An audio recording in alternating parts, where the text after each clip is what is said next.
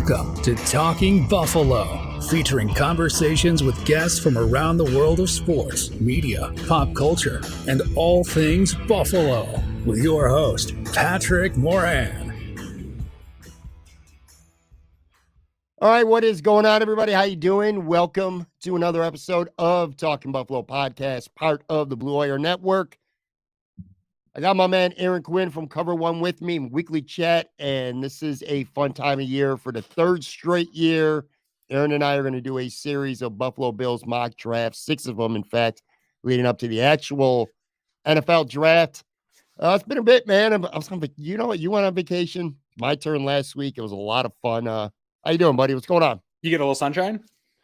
Yeah, it was nice. It was like that time of year in Florida, like March, is typically it's sunny but and not humid, so it's like the best time of year. Wasn't all that sunny this week in Florida, but it actually felt good. You know what I'm saying? You get to wear some shorts, dude. Huh? You get to wear some shorts.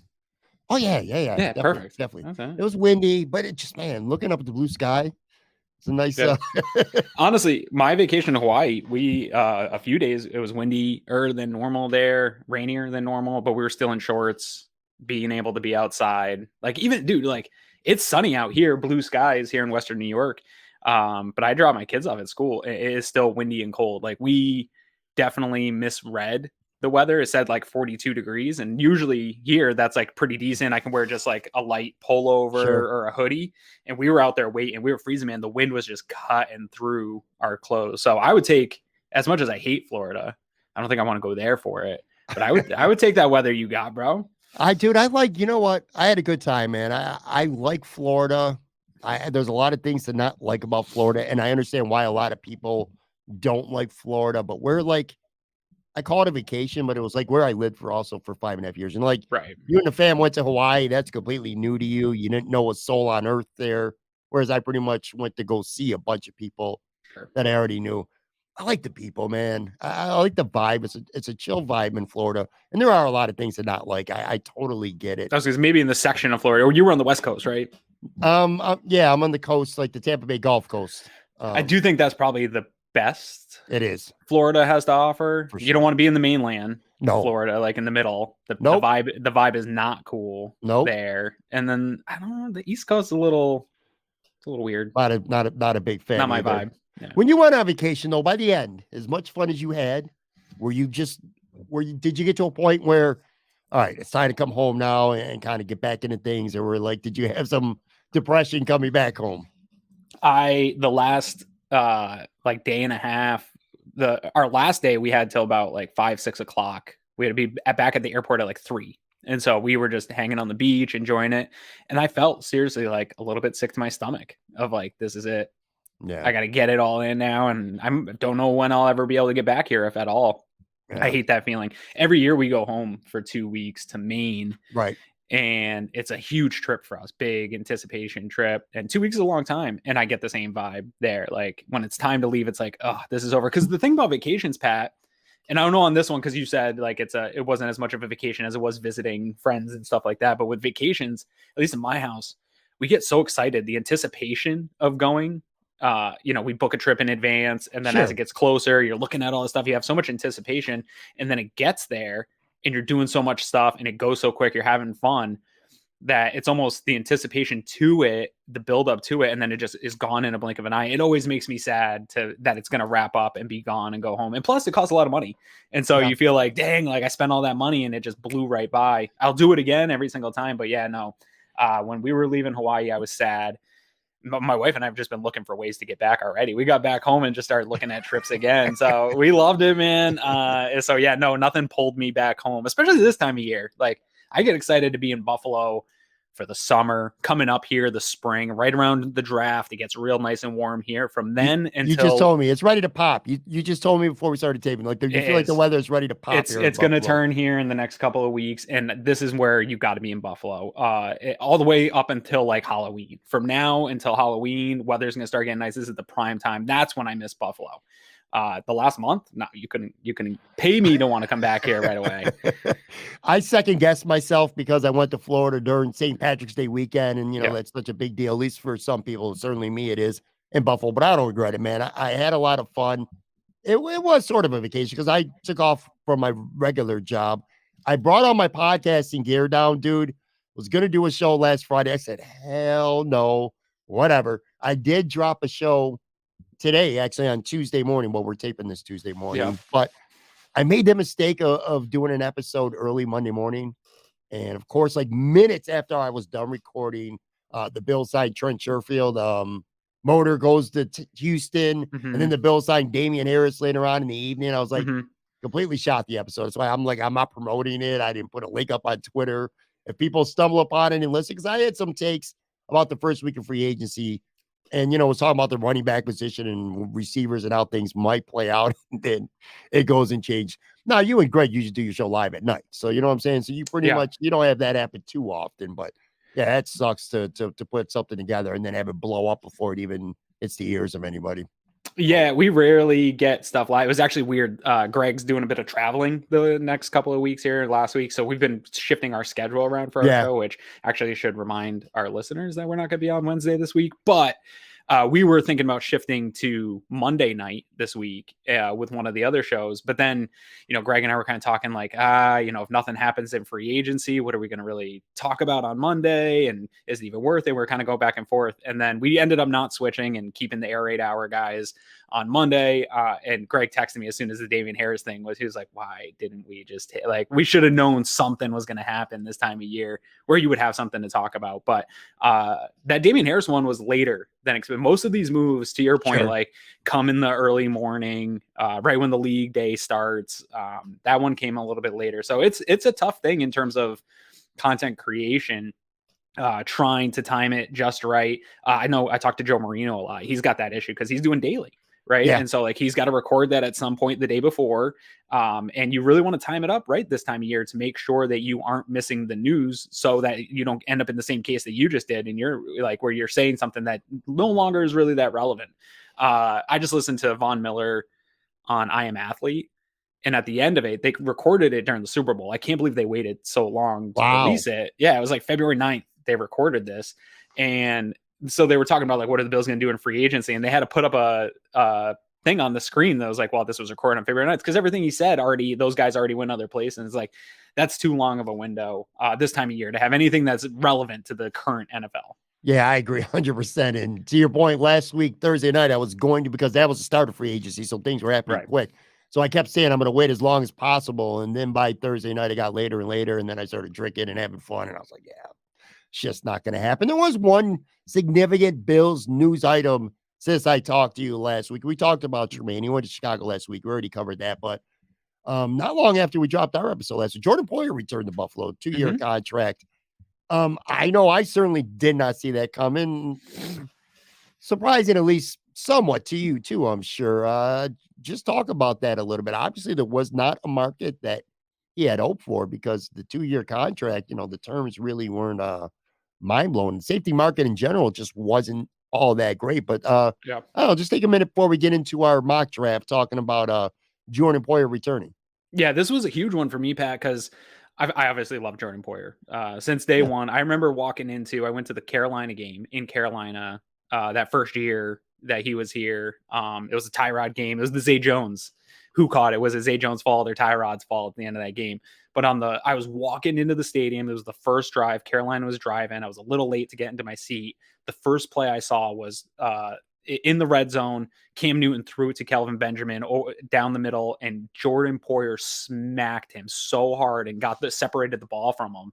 And I knew, obviously through camp, I'd known about this guy, but he was a middling safety at the time. I wasn't sure what to expect. And I saw that play and I was like, dude, this guy's, and then it was every single week he started building on that. And he became easily one of my favorite players on the Bills. He and Micah Hyde. I love the defensive back position. I specifically love safety. It's just something I've always been drawn to. Safeties are typically my favorite players of all time. Charles Woodson is my all-time favorite player, and his conversion to safety is what solidified that to me. Him being able to be an all-pro corner and then turn into an all-pro type safety, unbelievable.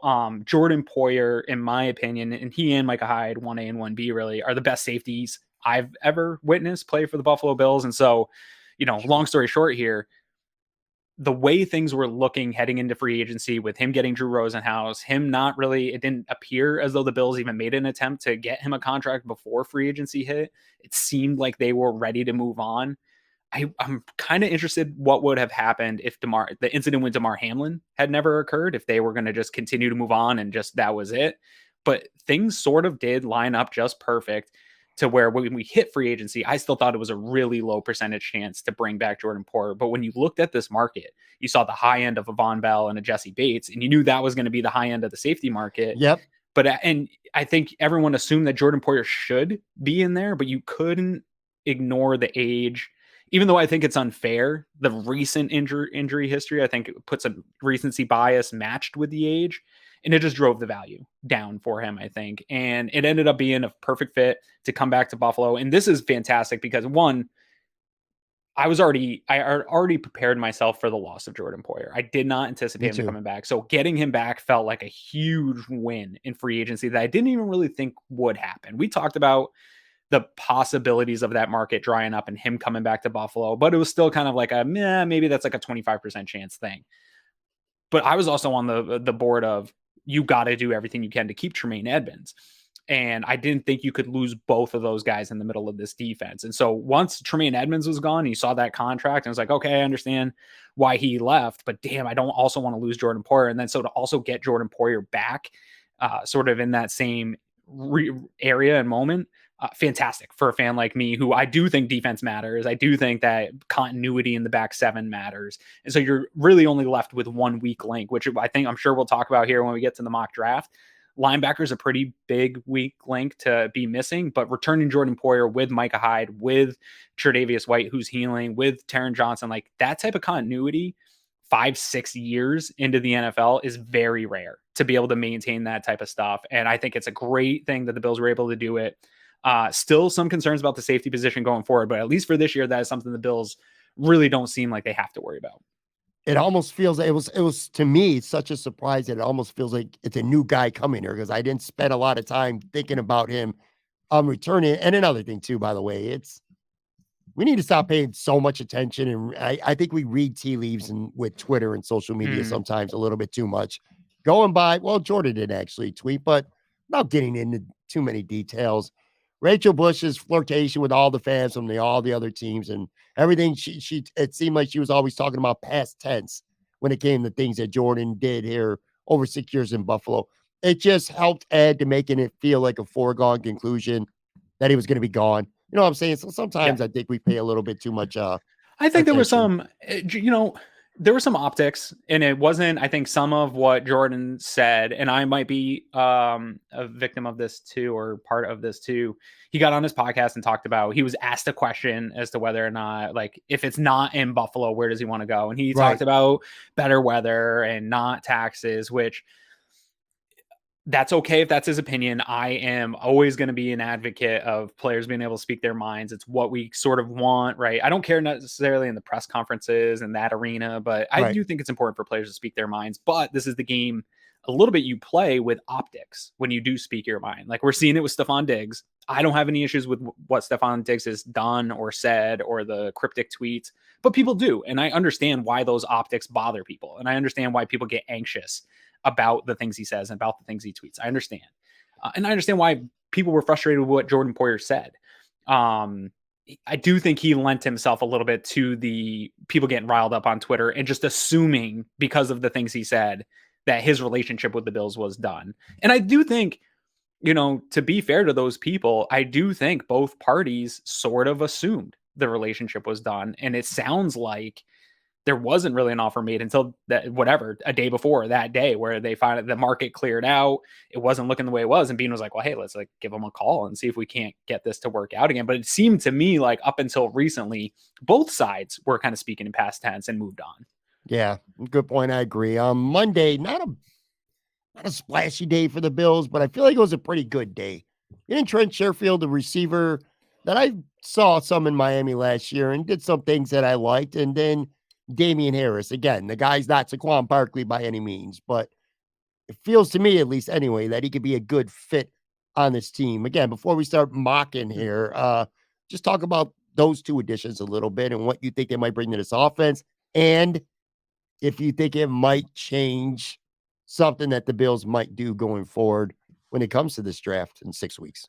So I also want to add Deontay Hardy in there because we haven't talked about him yet, either from last week. And it's an interesting thing. I think Brandon Beane isn't doing anything different than he's always done, which is filling in parts of the roster so that when he goes into the draft, he's getting as close to best player available as possible. There's still going to be a hole or two. I think they'll try to find a linebacker here before the draft. I think they'll try to find an interior defensive line before the draft. He's going to get those holes filled as best as he can, so that if something falls to him, he can take that. And these deals that he's signing, some of them have some guaranteed money, and those guys are probably definitely going to be on this team. But like a Damian Harris, I haven't seen the contract yet, but I would assume it's a 1-year deal with not a lot of guarantees, where I don't know that it prevents them from taking a running back. If Bijan is there and the board falls away where he's really by far the best player available and you have a huge chance to improve that room, I don't think Damian Harris stops you from doing something like that. But what I do like about these moves with Damian Harris, Deontay Hardy, and Trent Sheffield is I think you look at the players that they're coming in place of, and I do think that they offer more of what the team needs in those spots, right? So I would say Hardy's probably your Isaiah McKenzie role, that wide receiver 4 role, which Brandon Beane talked about. I think that he offers more versatility as a pass catcher. I think he's shiftier. People talk about how quick Isaiah McKenzie is. To me, it always looked straight line speed. He would get a jet sweep, and if there wasn't a hole, he wasn't like going to shift a guy out or juke a guy out. That wasn't his style, where there's a little bit of difference to Hardy's game. So I think that's a plus. Like you add plus there. Trent Sheffield, I think it would be a Kumaro swap out, right? You have a guy that's played all 4 phases of special teams, has done inside outside wide receiver duty, has had a limited amount of production, but some production, is spoken highly. Run blocker. Good run blocker. Heck of a run blocker. Yeah, seemingly well-rounded wide receiver 5-6 type of guy. And I think that's good. I think you can get Jake Coomer off the team, still not lose that special team spot, and have maybe a more dynamic player in that role if needed. And then Harris, for me, Damian Harris, I was really excited when that happened. I tweeted out like, yes, absolutely love this. I think people went a little too far with that because my mentions were like, yes, like this is running back 1. This guy's a beast. He's a top 10 running back in the NFL when healthy. And I don't see that necessarily. I almost wonder if people maybe are thinking that he's Ramondre Stevenson the way they're talking about him. Like he is a good rotational back that offers a complement to what the Bills have now and some undersized guys in James Cook and Nyheim Hines. And Brandon Beane talks about that. He talked about the sub 200-pound running backs and that they need a guy that can do some of that stuff and handle some of that load. I do think Devin Singletary was the apple of their eye in free agency and getting him to return, because it's not a coincidence that like an hour and a half after Devin Singletary signs his contract with the Texans, that then the Bills do a move with Damian Harris. I think that they had an offer out, or maybe had an offer, we're in talks with Devin Singletary to bring him back. And then if that didn't happen, you had these other options. I like Damian Harris. I like what he brings to this team. I like the fit. I still want him to be the running back that gets the 3rd amount of touches outside of situational stuff, right? Goal line, 4-minute drills, if we're putting a team away, or a bad weather game, something like that, where, James Cook just isn't the right option for the moment. But I don't want to see anyone taking touches away from James Cook. And I want Nyheim Hines to be a big part of this offense. So I like this move. It's not a roster lock as far as I'm concerned until we see that contract, but it's a good move to fill in a spot. You needed that running back prior to the draft. I'm not going to be mad at it. I'm excited about it. I think it can be a fit for the season, but I do think people need to maybe curb the expectation. I think maybe a lot of people saw his success against Buffalo over the last few years, where Buffalo really kind of invited New England to run a little bit in some of these games, and he had some success, and they're sort of projecting that out to him being maybe a bit of a better, more productive running back than he actually is. But I do like the fit, but I just want to encourage people that let's wait and see what that contract is, because I don't know that it prevents them from doing anything else there. Yeah. Good points. And I'll tell you, I like the signing Damian Harris. By the way, if you happen to be watching this on the video side as we're taping this, I don't know if it's my camera or what, feeling a little wonky. My image is going in and out a little bit. So anyway, hopefully that's not too distracting. But I would caution people and say this about Damian Harris too. The Patriots went out and they signed James Robinson. And sometimes you start thinking if they really wanted, unless it was some kind of falling out we don't know about, the Patriots really wanted to get Damian Harris back they probably could have. You know what I'm saying? I always try to think of things that way. In terms of wide receivers, so now as things stand right now today, you got Diggs and you got Gabe Davis, and then you got maybe Shakir and Hardy. You're 3 or 4. We'll figure that out. The new guy from Miami. I don't think this excludes the Bills from going to the draft, because somebody did point out something, and it's a great fact. You got some good fits here, minor upgrades, and you just described them. You're also a Stephon Diggs sprained ankle away from having one of the lesser wide receiving units in the entire NFL. You know what I mean? In terms of being proven. And you hit on defensive tackle. I think that's like a sneaky priority right now. I think that could be a high draft pick. I know fans don't want to hear that. Another defensive line first round pick, but Ed Oliver's in his last year. Jordan Phillips, as of now, is not back. Daquan Jones is in his last year. Tim Settle's only had a 2-year I do anticipate deal. Daquan Jones extension coming down the pipe. I will be surprised if they don't get him extended, just because of what you're talking about. Like, what do you have? You have Tim Settle, and who else on contract next year? It's Tim Settle and Ed Oliver's under his last year as of right now. Right. So I don't know. They're not very deep right now at defensive tackle. And Ed Oliver's already chirped some about money, a deleted tweet or whatever. It's just, you can see a situation where he's going to want more than the Bills want to pay. And if that's going to be the case, and maybe even if it's not, but especially if it's going to be, you want to get that guy in now. Brandon Beane, year after year, he doesn't just draft for this season. He drafts looking at what he thinks the roster is going to look like in a year or two. So defensive tackle and obviously running back. We're going to get into this now again, because this is our first. We're going to do this for 6 straight weeks and we'll get a feel for what this is going to take, how long this is going to take. We're using PFF this year. No mock simulator from the Draft Network, which we've used for the last 2 years. So let me pull it up here. And like I said, if you're following on the video side, it's a lot easier. But on the audio side, we'll try to describe things as best as possible. We're doing a 7-round mock. One thing before we get going to, this is the time of year where you're starting to get into your mocks, right, Aaron? Like, this is where you're starting to really study your players right around this time, a week or so after free agency. So Aaron is learning more about players, and I'm almost taking this from like a fan aspect, just like the last 2 years. It's kind of we call this an exercise each year too. You know what I mean? I think Bruce Nolan does a good job describing it as like a thought exercise mocks, right? They aren't, a lot of people get mad. I'll post a mock. I've done mocks. This is not my first one, right? I'm not new to this year or this time of year. My thing with them is it's really hard to do them prior to free agency and get really any real thought exercise. For me, it's getting to know the players along the way so that when we get through free agency, then I can start in this process with you. But I don't get serious about mocks until this time, because you saw it with the Bills. Like, they filled a lot of holes that I was mocking, or Tremaine Edmonds is gone. That now requires something different, a different strategy throughout my draft process. So it's really unfair.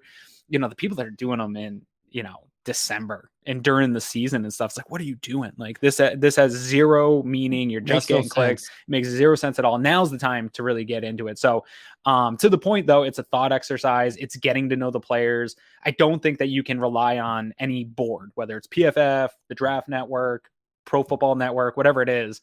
Those boards are not going to be accurate to how the draft falls. We see it every single year. Sure. Every time I post one, somebody's like, you're not going to get this guy in round 3. There's no way this guy's there. That isn't the point of the mock exercises. It's to get to know the players. It's to see how the strategy works. I think last year, the last couple of years, we've had some interesting ones where we go into a draft and it's like, okay, we need to target, we want to walk away with this position.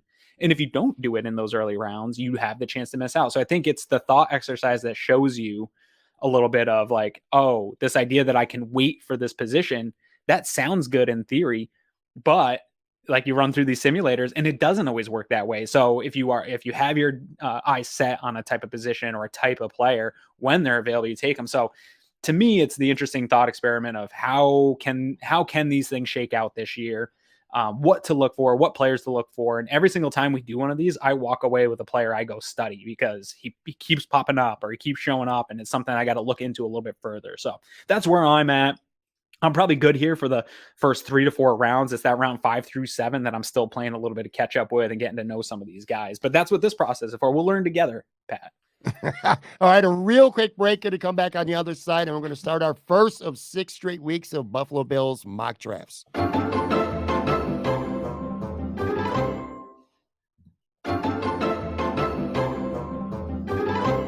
All right, I'm back here with Aaron Quinn. You know, I was thinking about last year, and it seems like each year we have a player or two who becomes like one of our mock draft darlings. And I remember last year specifically, Cam Taylor-Britt was a corner that we really liked a lot. Ended up going in, and we had him projected second or third round, depending on what mock we did each week. He ended up going to the Bengals in the second round last year, and I think he's going to be a good player. So hopefully we can identify somebody else like that this year. Like I said, so I'm going to get this started. And like I said, if you're watching on the audio side, we'll describe it as best we can. Yeah. If you're watching on the video side, Aaron, let me know if you want to take a look at positions. Again, this is our first one, so we'll kind of get our shit together. So, right, so you're good to go. I'm going to hit enter the draft. Now, we don't have to go through all of them, but we will. So we'll start the draft. Like, I won't have to read every single name out that's getting drafted.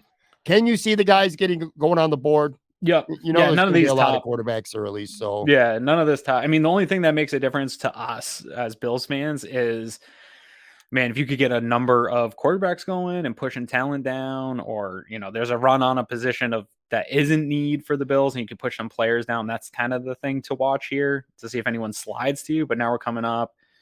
Yeah, Jordan Addison's gone. Yeah, we're about to pick before we go to some players. So I also want to let people know that we will do a couple of these mocks that will have trades. This first week, we're just going to do a straight mock, though. So we're going to assume that Brandon Beane doesn't make any trades. You were talking about... what stinks about, at least to how these mocks have been working out for me, especially on PFF, Pat, is it seems, and again, I want to preface that this is not the way the actual draft's going to go, but in these scenarios, it seems like the perfect spot for the Bills is like early second round, where there's the guys that are the need, and maybe it's too much of a reach to do it in the first round. And so every time I do these, if I don't do a trade, I'll pick a guy that is good and will make an impact on this team, but then I have to wait until that late second round. And a lot of the guys that I think are bigger needs, maybe a more of a priority, end up slipping through the cracks and going to other teams. Cause like right here, we're sitting at the 27th pick with Zay Flowers, who I love, Bijan Robinson, who I love. Bills fans are going to get a little bit mad, I think, right now if you took a wide receiver or a running back, which I don't think is off the table, but it's not as much of a priority as linebacker, or like you said, maybe a interior defensive guy, or a tackle like DeJuan Jones here. So let's maybe, if you want to scroll up to see who we've missed out on. Say, I was going to say, so Michael Mayer, by the way, a tight end who I've watched a ton of because I'm a big Notre Dame guy. Right. If he were to fall to the Bills, do you think that's a position as high as round one, maybe whether it's him or maybe Darnell Washington from Georgia, one of those two guys? You can see the Bills taking a tight end in the first round, which would be really, really high to take one. But I think the first round is probably too high, and I think there's some fits maybe here later that aren't as high end as these other guys are, but I think would still give you the ability to run some 12 personnel and get them on the field. Jordan Addison, a wide receiver from USC. He's a guy that a lot of people talk about. A lot of people like him. Yeah. He went 22 to the Baltimore Ravens. Anyone else up here that kind of... No, I think anything up here, obviously, Smith Najigba would be one that people have hoped would fall to the Bills. I just, the more we get closer to the draft, I don't see it. 17 to Pittsburgh in the PFF mock. Yeah, so I think maybe scroll back towards the Bills pick here. None of this. I'm not disappointed with how this fell. So here, let's go. Who's available? We got the top ranked guy here. Just scroll down the main list for this pick here. We got Zay Flowers, Bijan Robinson. I think Josh Downs could be a target. DeJuan Jones, the tackle out of Ohio State. I think that could be a target for you here. Scroll down a little bit. Mozzie Smith. I think this is too high for him in the first. I think he's more of a second round grade guy, but that would be a super strong. The thing about Mozzie Smith that I've seen, I love Michigan, so I'm always going to be biased to Michigan players a little bit here. He has all the physical traits that you would want. Big dude. Let me see here. I got the stats on him right here. Smith is 6'3", 337 pounds, projected around the second round. He's a senior, but he has all of the things that you can't teach for an interior defensive lineman: the size, the athleticism. He just needs to be taught. And that's what I look for a little bit, is finding guys that have the intangibles that you can't teach and then get them in and develop them. So he might be a target here as we're getting late. If you really feel like you need to add an interior defensive lineman. I know Osiris Torrance has been a guy that a lot of people are high on. want to get in at the tackle position. Do you think first round though? Do you think first round is too high when you figure you got Bates, who I believe he's still got 3 more years on his contract, and I then said they signed tackle. He is a Connor guard. McGovern, who's got 3 years. I'm not saying it precludes the Bills from taking a guard in the draft, but do you think a first round pick might be too high when you got 2 pretty plugged in starters for the next couple of years? It might be, just especially how this board has fallen for you, right? That might be a trade back type thing where say somebody wants to come up for Robinson or Zay Flowers, and you can move back into the low 30s here, like some pick number 40 or something, and then you can get a guard in that second round. But I'll tell you right now, I like the Connor McGovern signing. We didn't get to talk about that prior. I think that's huge upgrade over Roger Saffold for me. But a guy like McGovern or Ryan Bates does not prevent me from replacing them. Like they're fine. I think they have a decent floor for us, but I would still go better. Tank Dell is up here. It ranks at 43. I think that's too high. I wouldn't take him in the first round or even early second, but I love the player, but maybe seems a little redundant now that you got Deontay Hardy and Trent Sherfield there. Jack Campbell, ranked 44, linebacker out of Iowa. This one's a tough one for me because this is kind of what I'm talking about, where it falls maybe a little bit out of where this is a bit of a reach, I think, at least in mock world. This seems like a reach. So this would be a prime trade back candidate. It's clearly the biggest need for the Buffalo Bills heading into the draft right now is middle linebacker. And I have been kind of looking through this linebacking group for the draft, and I see a lot of weak side linebackers. I see a lot of package matchup type linebackers. I don't see a lot of 4 down, 3 down middle linebackers in this draft. And Jack Campbell's it, right? He's the guy that you can plug in as a rookie and be your middle linebacker for this defense. Maybe you could work Trent Simpson into it, but I still think he's maybe a little bit more of a athletic, off ball, weak side linebacker type guy. Jack Campbell to me is the fit. So this comes down to, you probably have higher prospects that are more deserving of a first round pick, but you've got this guy sitting here that's at need. I think if we pass on him here, we're not going to leave this draft with him. Agreed. And so those are the conversations the Bills have to have, right? Like, hey, we can't find a trade back partner. We're sitting here at 27. We got some guys on the board that can definitely make impacts at maybe not positions that are of huge need for us, but they're higher end players. And then Jack Campbell's sitting here, and this could be our answer to Tremaine Edmonds here for the next at least 5 years, right? Getting him on this rookie deal in the first round. So I don't know. I'm torn for the sake of this one. Here's how I feel about Jack Campbell, elaborating on what you said. The Bills' next pick is 59, and they're just, look, sometimes you want to trade down. Yeah, trading down to get into Jack Campbell or another player seems like a great idea in theory, but there's no guarantee that a team's going to want to come up. There might not be a player at 27 that a team wants to come up and let you move down 6, 7 spots where you can still get the guy that you want. So let's just assume, because we're not doing trades this we can't do it. Let's assume we tried. You're Brandon Beane. You tried to move down. You couldn't move down. And now Jack Campbell is the 1 3-down middle linebacker that you really like a lot over these first, 60, 70 prospects or whatever have you. And you're not picking again the 59. So if you were to move up, you would have to probably move up significantly from 59. Like you'd have to move up a good, probably anywhere from 10 to maybe even 20 spots into the second round if Jack Campbell would be your target. You know what I'm saying? Yeah. Yeah. I say for this first draft, and where my head is at with needs and what I've seen how drafts fall, I love Bijan Robinson. First of all, I want to say I am not opposed to taking a running back in the first round. I think that people that draw their lines and like that, the 27th pick is a lot different than the top 10. And I understand there's that 5th round or the 5th year option, and people want that on more prime positions like wide receiver, quarterback, edge rusher, things like that, where you get a bit of more cost control. I've always been of the notion, if you have an opportunity to take a guy that has the potential to be like a top 5 running back in the NFL, and you can ride him into the ground for 4 or 5 years on that rookie deal, do it. Like you get a chance to have a real prolific player. Maybe not as big of a position as need as it used to be, but this value here matches up for me in a big way. I would do that. I'm not going to do that today, I don't think. If I have the say here and we're doing it, I would say let's go ahead and reach for Jack Campbell, get that need out of the way, and we still got some other picks where we can fill in, maybe not as high end of players as Zay Flowers or Bijan Robinson, but I think we can still add to those rooms. All right, so we're going to select Jack Campbell, linebacker out of Iowa. With this pick, we'll get it in, and we'll get this moving along. I don't know, time allotment for Aaron today. About maybe 20 more minutes left. We'll blow Aaron. through it. Going in. Oh yeah, we'll blow that through it first because pick's again, gonna take the most. Once you get to there's the most to talk out in the first round, and once there goes Mozzie Smith at 39. Yeah, your boy. Yep. So here's another one. At the pick 43 to the Jets, Darnell Wright would be a guy that I would consider a tackle. I was told by Connor Rogers, who covers the Jets for SNY Network, at the Senior Bowl, he texted me and was like, dude, Brandon Beane is down here with the tackles, and he has not taken his eyes off Darnell Wright at all. Like, he's just had his eyes on him the entire time. And so that would be another guy in a trade back scenario. I know Brandon Beane has talked highly of Spencer Brown. I don't. Yes. I would be happy to give him the type of competition that would maybe replace him. I'm not totally sold. So that would be another guy. Let's see who else has gone off the board here. Oh, Jesus, this one hurts a lot.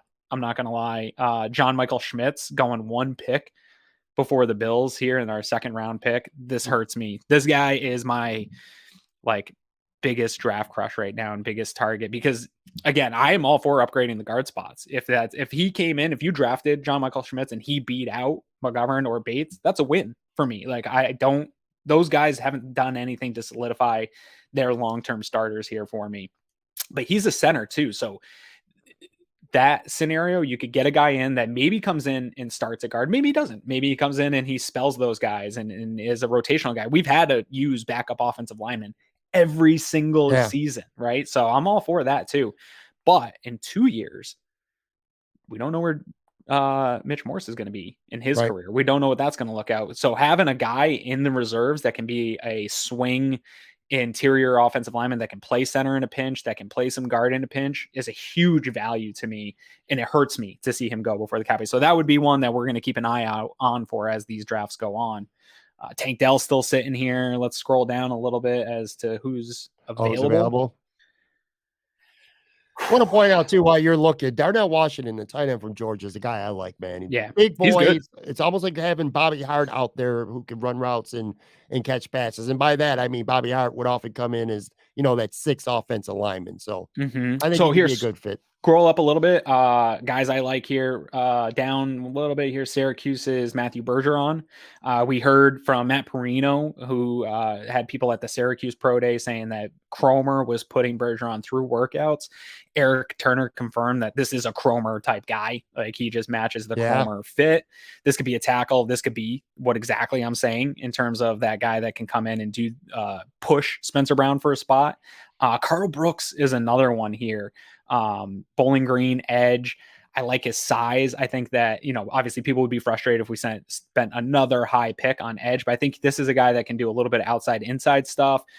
Maybe you've given up on the Boogie Basham idea, and this is the guy that comes in to replace that idea. So would be sold on him. I would go Bergeron over him.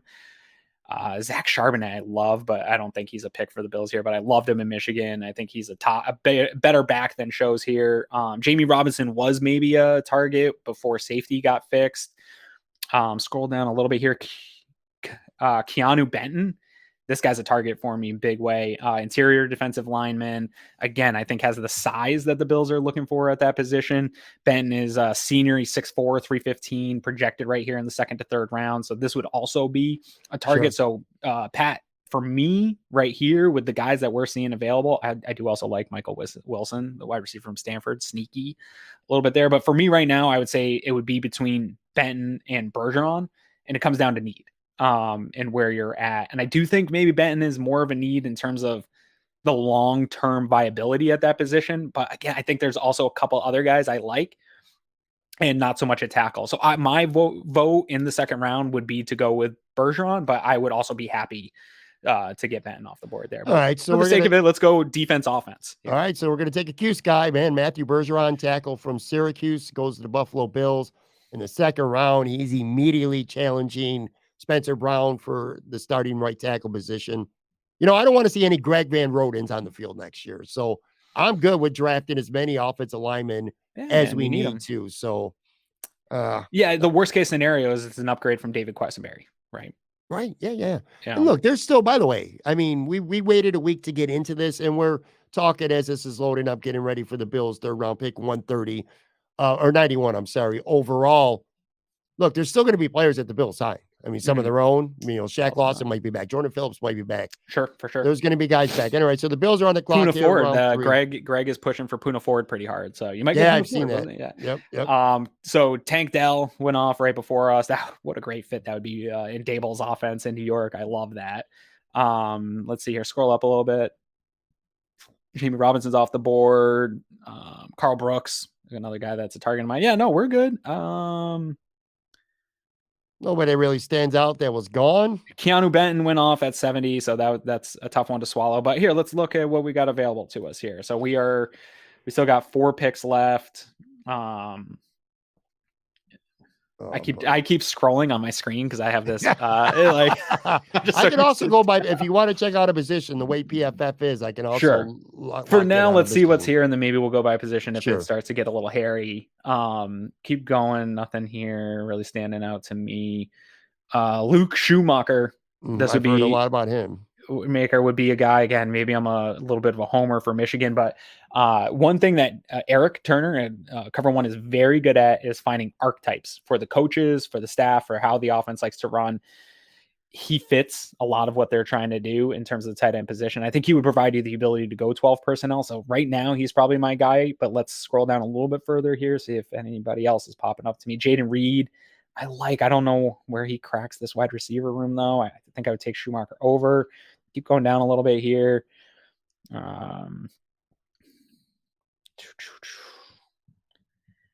Yeah. This is where you get into some weird spots in terms of like need versus who's out there. Zach Kuntz is another tight end who I don't know if we would have the ability to wait on. He ranks at 125. The Bills don't pick again till 130. That would be pushing maybe in terms of this mock setup. So let's go with the Michigan tight end and get that second tight end maybe off the board and push Quentin Morris so that maybe the Bills can get into some more 12 personnel. And I do think, side topic, with a guy like Damian Harris, if he is going to be a running back on this team, if you can get into some 12 personnel and run out of quarterback under center and get Gilliam in and have some bigger bodies and get a run game going like that, I think that's where a guy like Harris would thrive in this offense, is some more short yardage, first down, early down, we're in 12 personnel, and then we run some play action off of it and get Dawson Knox out in space and, add Gabe Davis as a run blocking guy and get him out in space. So I think getting to 12 personnel has been a thing that Bills fans have really wanted over the last few years, and you haven't seen it happen. But maybe this is the year where we see them actually invest in that tight end position again to get there. So it feels like really good value with that pick, a tight end for Michigan in the third round. All right, so the Bills are on the clock here. Round 4, pick 130.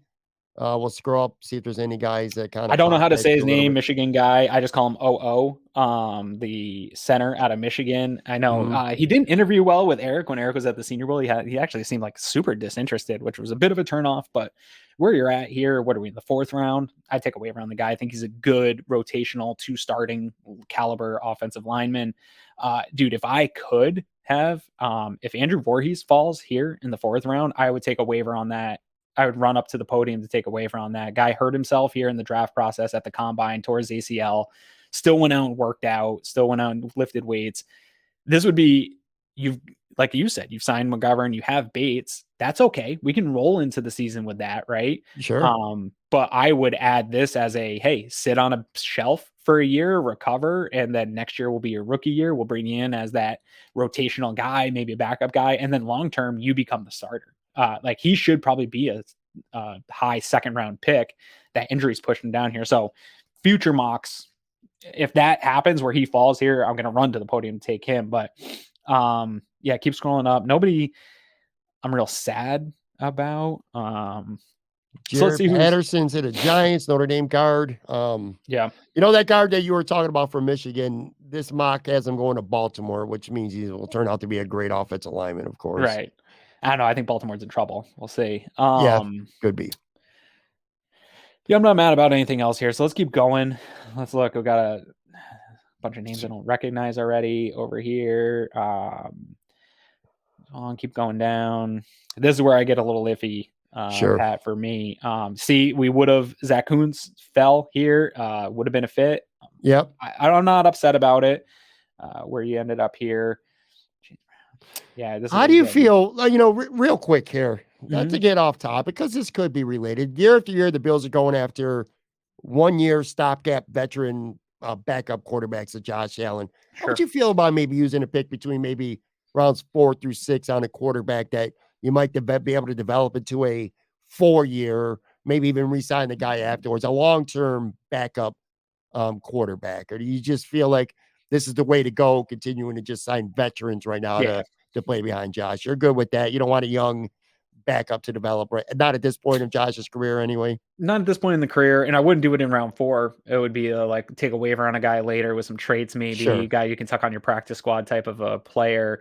I would any of these defensive go to the interior. Yeah, go to the interior defensive line for a second for me. Did that switch over? Yeah, okay. Man, so where are we picking next? 137. Yeah, this is a tough spot too, because you're at 130, 137. I think I want to get Broderick Martin on this team, but I think maybe we wait for a second. Switch over to wide receiver for a second, see if there's.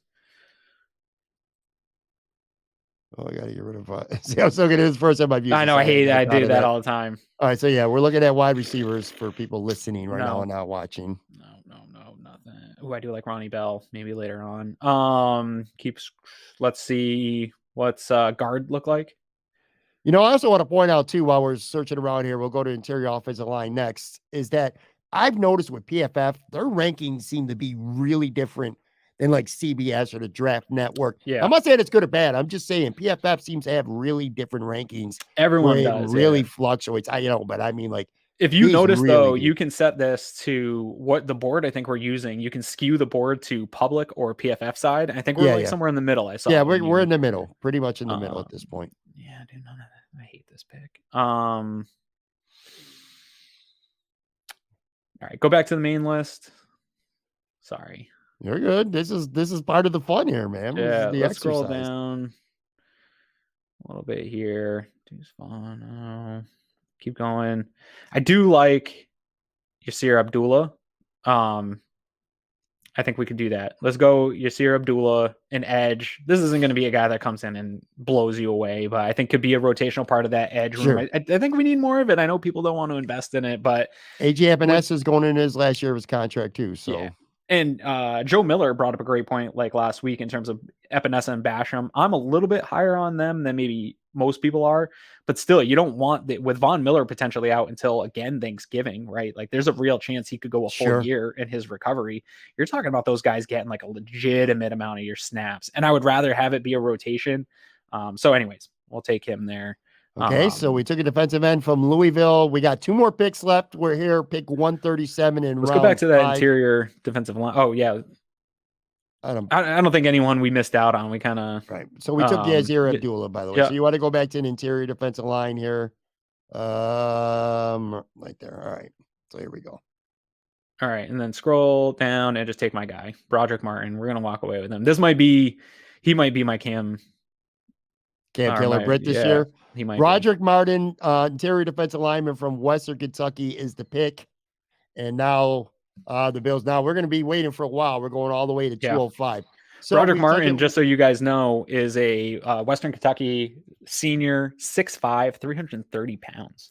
Wow, big boy, man. That's a big boy. And this is what, Greg's been really advocating for this. And I think with the loss of a Tremaine Edmonds, not exactly sure what you're going to do at that linebacker position, but say it's Terrell Bernard, right? Like, I think Tyrell Dotson maybe has the edge going into OTAs just from a veteran standpoint. The Bills tend to give the veteran the edge.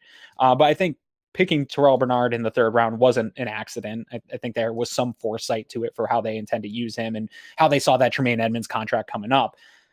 But he's undersized, right? And now you're going to have 2 undersized guys in Milano and Bernard. So if you're going to do that, that's okay. You better keep them clean. And it's going to require some big bodies and an influx of big bodies in that, especially in the interior. When it comes to linebacker, I think Brandon Beane's just going to have a patient approach. He obviously didn't go out and want any of these veteran guys. He's going to look to the draft, But you also have the trade route. Maybe they don't get Jack Campbell or a guy that they really like in the draft. You still got several months to find a starter. I don't think it's going to be Terrell Dodson at the end of the day, is basically what I'm saying here. For sure. Yeah. All right, so we're here in the sixth round, which for the Bills is their last pick. Yep. Going right at the top. So we'll start at the best player available. Sure. Scroll down a little bit here for me. There's a guy that I'm going to have, Ronnie Bell sitting there. I love Ronnie Bell. I don't know why everyone is so low on him. Why? Yeah, he's really productive, man. Dude, even draft Twitter isn't high on Ronnie Bell. And again, this might be my Michigan fan bias, but pre his injury, he was like the most electric athlete on that team. Punt returner, did a lot as a receiver, just seemed to always be open, big, deep threat. He did have an injury, but he came back, toughed it out, had a really nice, productive season again. And the quarterback play at Michigan has not been good, right? Like Harbaugh has a decent run offense. He's got that run pass option. They've had fantastic running backs and a good offensive line, but the passing game hasn't been great. I don't know. I think people are sleeping on Ronnie Bell. So that's a maybe right now, but let's scroll down because there's a guy here I just can't stop taking late. He's got to be still available, but I'm not seeing him here. Can you just go to Puka Nakua, the wide receiver out of BYU, another sneaky wide receiver here late that we might be taking a time or two. But can you go to safety real quick for me? Because he might not pull up here and we might have to reach in terms of safeties. All right, here we go. Brandon Hill, safety of Pittsburgh. Just take him. The future of safety position is in flux for the Buffalo Bills beyond here this next year or two, right? Micah Hyde will need an extension to be part of the safety tandem going into the following year. Jordan Poyer could fall off at any point. We're glad to have him back, but he could fall off. He's at that age where stuff can happen, or maybe the injuries just continue to linger on. The unknown of DeMar Hamlin adds a bit of a wrinkle to this. The unknown of can Christian Benford transition to safety? We don't know. You need somebody there, and I think he could provide special teams ability. Pitt defensive backs transition to the Bills defense really well. People can say what they want about Dane Jackson, but he came in and played pretty solid in terms of a guy that's lacking athleticism that can fit your defense. Brandon Hill will be the same way. Go watch his highlights. The dude brings a hammer every single play where he's got a chance to hit you. He's going to give you every ounce of his body weight into that head. I just like him. He's a guy that I like. I think he could be a low end or a decent special teams player and a fine rotational safety at some point within this defensive scheme. Before we run off the Bills picks here and sign off, I do want to say Bijan Robinson was there in the first round for the Bills. I don't think that's going to happen. I don't think he's going to last at 27. I think he's going to go somewhere in the late teens to early 20s. But God, man, if he is there, it's going to get wild with Bills. We'll pick him in one of these drafts. We got 6 weeks. I'm sure we will, and then it's going to be nuts. All right, let's recap our Bills mock draft. Our first one here, first round, 27th overall. We went Jack Campbell, linebacker from Iowa. Round 2, we got Matthew Bergeron, the tackle from Syracuse. Round 3, Luke Schumacher, the Michigan tight end. I like that pick a lot. Round 4, defensive end, Yasir Abdul from Louisville. Round 5, Broderick Martin, a defensive interior lineman from Western Kentucky. And then we wrap this first mock with safety Brandon Hill from They do not like PFF gave us a grade of C. That's because like our pick of Jack Campbell. Well, it's because of Jack Campbell. Yeah. And the Broderick Martin seems like they think that's a reach. So yeah, PFF gave us a D for Jack Campbell and a D for Broderick Martin. Best pick, according to them, Matthew Bergeron. I got a D for PFF if they want it too. I like this first mock though. I think this was we really zeroed in on needs. I feel like these first 3 guys for sure can come in and have roles immediately. So I think you could get potentially in this draft, you could get 3 immediate needs and 3 guys that could come in and play teams and be rotational players. And to me, that's a win where your roster is at right now. Just again, filling in the back end. All right. So we're going to wrap this up. Like I said, well, a couple of these mocks, we will do some trades as well. Make sure you follow Aaron on Twitter at Aaron Quinn 716. Follow you on Twitter because you'll know they can find out when your show is going to be with Greg because, like you said, Greg is traveling for the time being. So yes, I'm good. I think this week I'm going to hop on Greg Thompson's show on Friday night and just talk a little Bills, talk maybe a little bit UConn Huskies basketball because it is March Madness, and be my first time guesting with Greg. That's awesome, man. Yeah. All right, guys, that's going to do it for today. Make sure Thursday night live Imperial Pizza. I'm going to have Matt Perino with me Thanks one more time, Aaron. Good having you on the show, buddy. Appreciate it, buddy. All right, guys. Talk to you later.